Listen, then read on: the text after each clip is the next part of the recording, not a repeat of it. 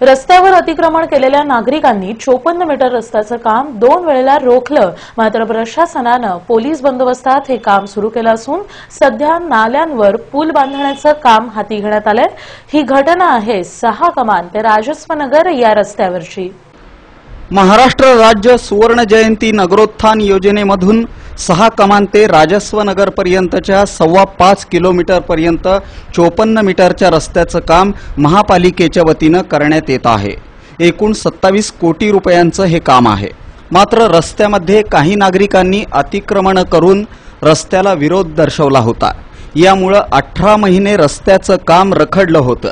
मात्र आता पुन्हा या रस्त्याचं काम सुरू करण्यात आलंय। देशमुख पाटील वस्ती परिसरातील रस्त्यावर अतिक्रमण केलेल्या नागरिकांनी सोमवारी 2 वेळा रस्त्याचं काम रोखण्याचा प्रयत्न केला।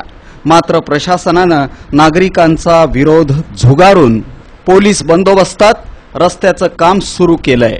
सध्या नाला वळवून त्यावर पूल बांधण्याचं काम हाती घेण्यात आलंय।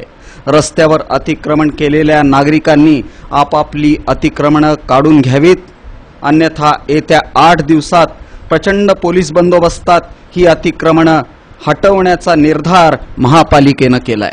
यामुळे आता अतिक्रमणधारक कोणती भूमिका घेतात याकडे सर्वांचं लक्ष लागून राहिलं।